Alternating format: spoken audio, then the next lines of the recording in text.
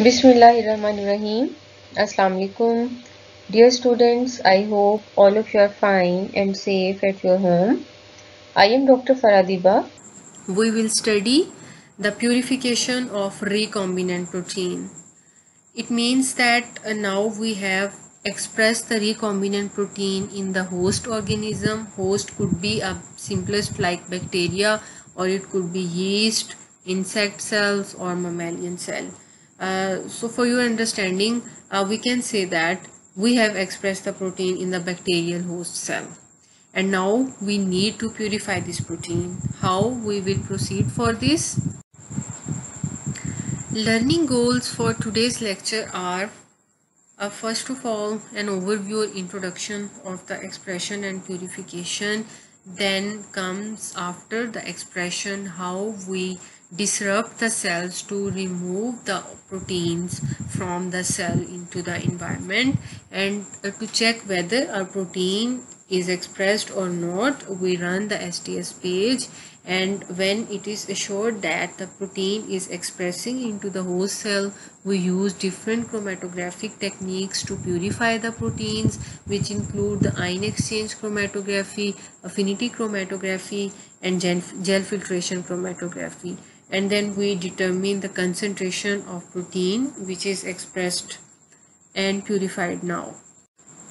So this is the overview of the expression and purification of recombinant protein, that you have the choice of the expression system, choice of the host vector, you actually design the construct, then you did the cloning by vector ligation, and after cloning you make the transformation into the bacterial host organism, and you select the colony, you confirm the colony by sequencing, like you have confirmed that your gene is cloned into the plasmid which is expressed in the bacterial host. After confirmation by sequencing, you will take the colony which is positive or contain the recombinant plasmid. You will do the expression protocol optimization, like you make the expression of that protein to the optimized level, and after expressing the protein you need to purify the protein.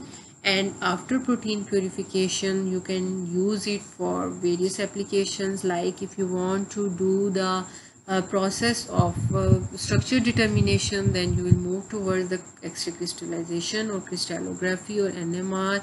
Or if you want to check the property or activity of the protein, like if your protein of interest is an enzyme and you want to check whether the purified enzyme is now able to perform its activity, all kinds of post-translation modifications are done with this protein, then you will do the activity check by using certain enzymatic assay, and you will also move towards the sequencing of the protein by mass spectrometry technique.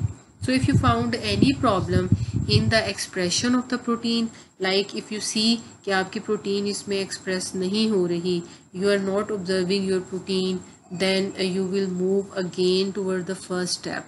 You will have to choose a different host, or according to the host you need to choose a different vector. And if you see that there is an issue of your protein purification, like your protein is showing its expression but you are unable to purify the protein, then might be your protein is coming in inclusion bodies form that are difficult to purify, then again you will move towards the selection of the host vector and construct design. And if it is difficult for you to crystallize the protein, then again you will have to see your first step. So the first step is very important, which is the choice of the expression system, choice of the host organism, and the vector, which is actually the construct design. So up till now that we have discussed, we reached till this slide. This point, like you are done with the protein expression, and now you need to purify your protein. And to purify your protein, like you want the expression product of recombinant protein of interest, you need to recover the secreted protein, and for this purpose you can use the centrifugation process to recover the secreted proteins, that the cell has secreted the protein within the media, or if the cell has not secreted the protein, then you will move towards the cell lysis so that you can recover the cytoplasmic or membranous proteins, or the proteins if they are showing their expression in inclusion bodies. So the lysate that you will obtain after the cell lysis, it will contain the target protein, and along with the target protein it will also contain the soluble host proteins, the membrane proteins or membranes, organelles, DNA and the cytosolic matrix of the cell. So जब आपकी protein host cell के अंदर express हो जाएगी, then you will have to purify your protein from all of these proteins और other organelles और other macromolecules. When you lyse the cell, bacterial cell, तो उस सेल के अंदर आपकी टारगेट प्रोटीन भी होगी. It will also contain the soluble host proteins, host की प्रोटीन्स होंगी, सेल मेम्ब्रेन होगी, मेम्ब्रेनियस प्रोटीन्स होंगी, ऑल द ऑर्गेनेलीज जो बैक्टीरिया के अंदर है, डीएनए होगा बैक्टीरिया का, और साइटोसोलिक मैट्रिक्स होगा. और आपको इन सब में से अपनी टारगेट प्रोटीन को प्यूरिफाई करना होगा. तो सेल लाइसिस के लिए जो हम यूज़ करते हैं, like we want to break the host cell to release the proteins into the cell, we use the cell disruption. And for the mammalian and insect cells, it is relatively easy to break and we use the hypotonic solution. ठीक है कि अगर हम sales को hypotonic solution के अंदर रखेंगे तो सेल जो है वो ब्रेक हो जाएगा और जितनी भी प्रोटीन्स उसके अंदर एक्सप्रेस हुई हैं वो सारी मीडिया के अंदर या हाइपोटोनिक सोल्यूशन में आ जाएंगी. Hypotonic solution is a solution which has the lower osmotic pressure than the other solution. Like hypotonic solution will have the less number of solutes and more water than the mammalian or insect cells. It means we can actually providing the osmotic shock to the mammalian or insect cells to release the proteins or break the cells. In case of bacteria and yeast, it is harder to disrupt the cells, especially the yeast, because yeast has the tough cell wall as compared to bacteria. And for this purpose, we use the enzymatic method. For example, we use the lysozyme to break the bacterial cell wall, or we also use an equipment which is known as the sonicator, and we use the sonication process. The principle of sonicator is that the ultrasounds are produced, and these ultrasounds actually create the localized high pressure and they break the cell membrane.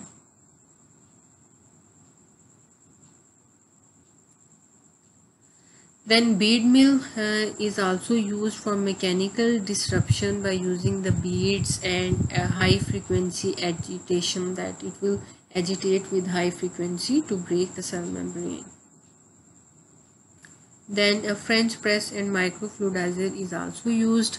In these methods, the cell disruption is done by forcing the media through a narrow valve which is under pressure, and due to this high pressure the cell disruption will occur. Pressure is applied from this side. This is the cell suspension that we want to break. When the pressure is applied, cell disruption will occur. We apply the pressure with the help of a plunger. Then after disrupting the cell wall and cell membrane, when the proteins come into the solution form, now the question arises कि जितनी भी proteins यहाँ पे आ रही हैं इसके अंदर, either they contain your protein of interest or not. For this purpose we use the polyacrylamide gel electrophoresis, which is also known as the PAGE, और इसमें हम यूज़ करते हैं sodium dodecyl sulphate to provide the net negative charge to the protein. इस वजह से हम इसको बोलते हैं STS PAGE. In STS PAGE we use the two plates like this is the first plate and this is the second plate, and we call them as the glass plates, and in between the glass plate there is a spacer which is actually attached to the large plate. We use the two kinds of plates. One is the larger plate with the spacer and the second one is the smaller plate. First step is actually to prepare the gel, and there are two kinds of gels which are prepared. One is the running gel and other is the stacking gel. Running gel is also known as the resolving gel because samples are resolved in the running gel, and the purpose of the stacking gel is to stack the samples. Like we are using the bacteria as a host, और जब हम bacteria के sales को disrupt करते हैं तो जब हम उसे लोड करेंगे तो the sample will be sticky one, and the stacking gel will provide the time to make or to stabilize the samples at this line. Then we after making the running and stacking gels, we put it in the buffer in the tank which contain the buffer, and we supply it the two electrodes, one of which is the negative electrode and on the other side is the positive electrode, and we treat our sample with the STS, which is an anionic detergent, and the purpose of it is to make the protein unfolded by providing the same negative charge to all the proteins. So proteins will move from the negative electrode towards the positive electrode.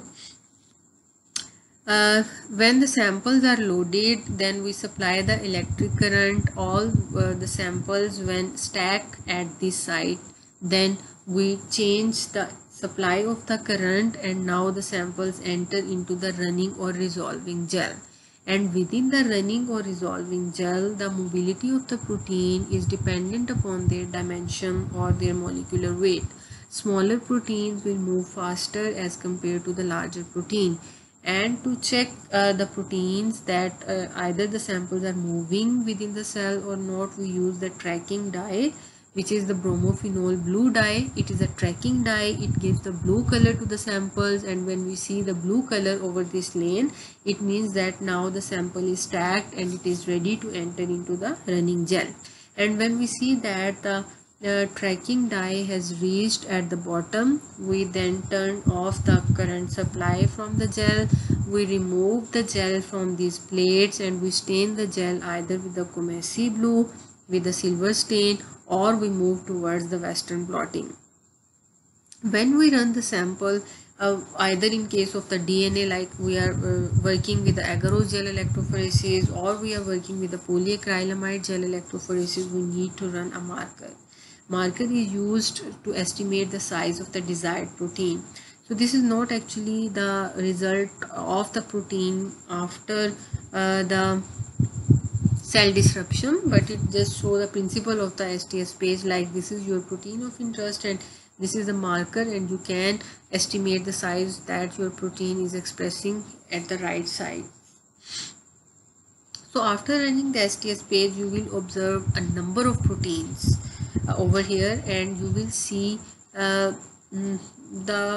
much larger band of your protein as compared to other band. There will be thick band of your protein after you have induced your sample.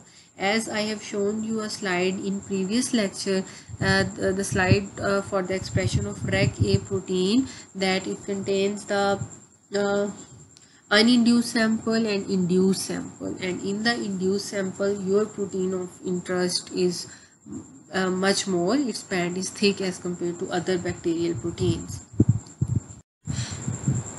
When you are done with the cell lysate and you have checked that your protein is showing its expression on the STS page, now you will have to separate the target protein from other proteins at the high purity rate.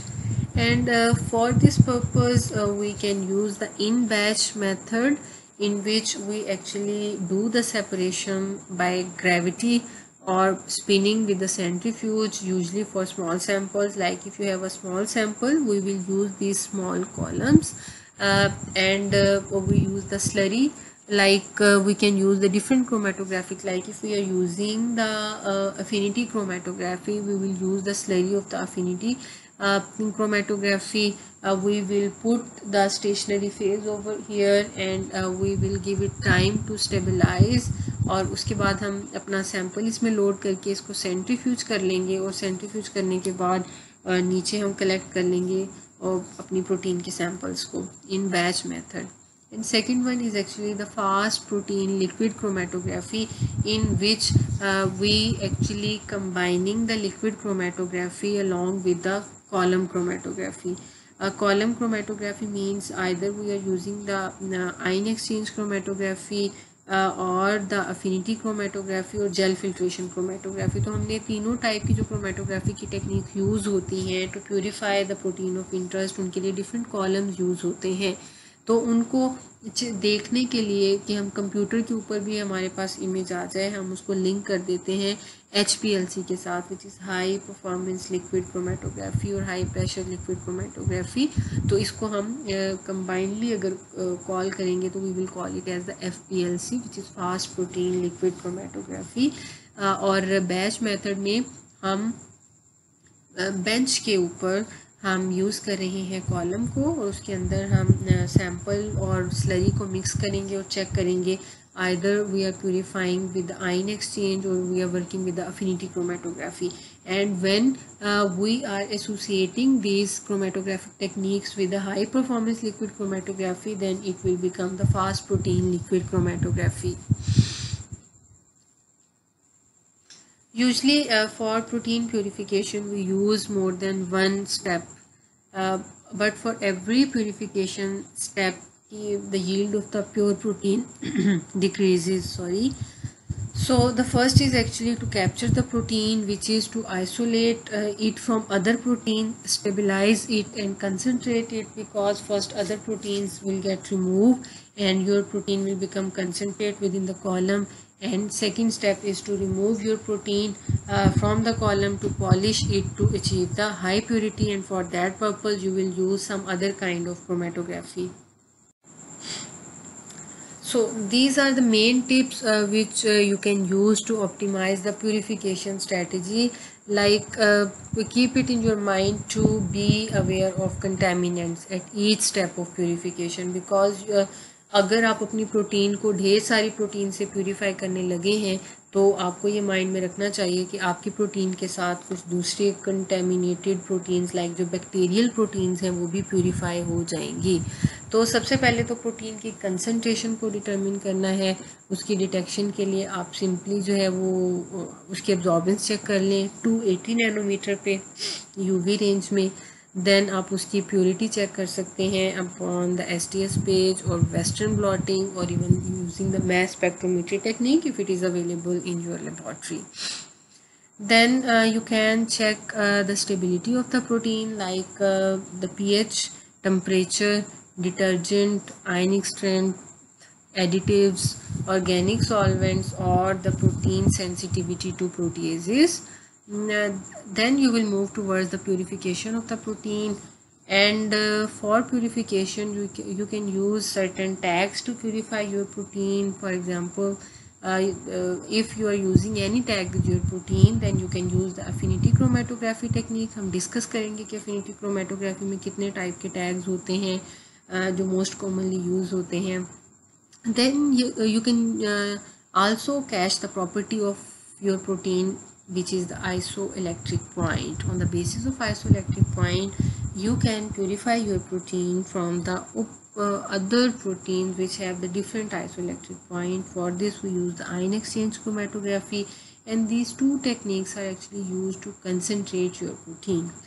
And the third type of chromatography is gel filtration chromatography. In gel filtration chromatography, you isolate your protein from the other proteins which have the different size in comparison to your protein of interest. So first we will see ion exchange chromatography. In ion exchange chromatography, actually we carry out two kinds of processes, either an ionic exchange chromatography or either cation exchange chromatography.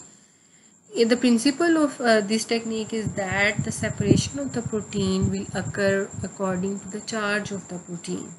Like if you see that this is actually the column, ये column है purple colour का जो आपको negative charge नज़र आ रहा है, ये है negative charge on the column. Column के अंदर जो आपने स्लरी यूज़ की है जो कि स्टेशनरी फेज है उसके ऊपर है negative charge, right. So your protein has a positive charge और आपने पॉजिटिव चार्ज की प्रोटीन को प्यूरिफाई करना है। इट मीन्स के you are using, this is the cationic exchange chromatography in which the column has a negative charge and your protein has a positive charge.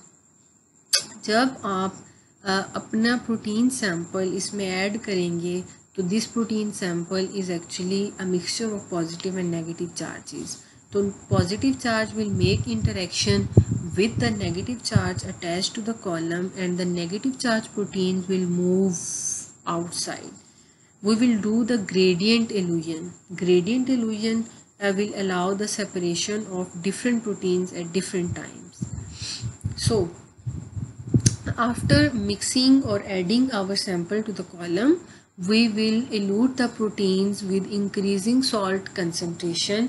कि पहले हम बफर यूज़ करेंगे और उस बफर के अंदर we will use the low salt concentration which is 400 millimolar, और इस 400 मिलीमोलर पे बहुत कम पॉजिटिव चार्ज प्रोटीन्स आइसोलेट होंगी, ज़्यादा जो है वो नेगेटिवली चार्ज प्रोटीन जो है वो आइसोलेट हो रही हैं, और your protein which is positively charge it is attach to the negative charge. So after the low salt, you will use the medium salt concentration to remove some other proteins, and it also causes the illusion of your protein.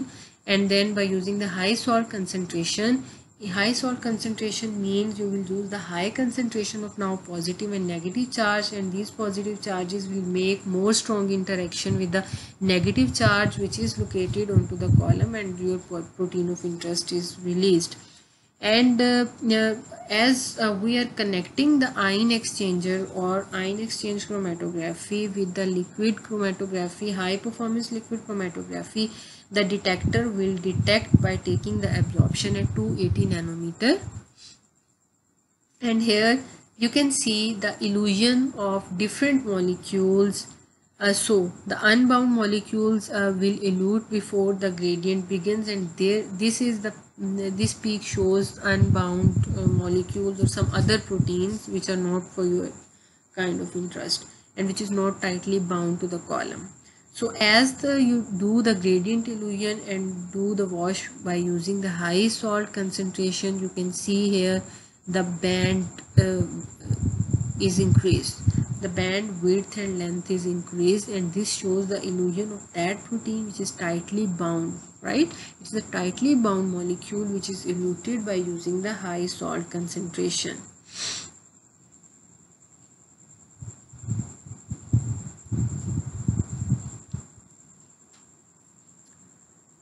So this is shown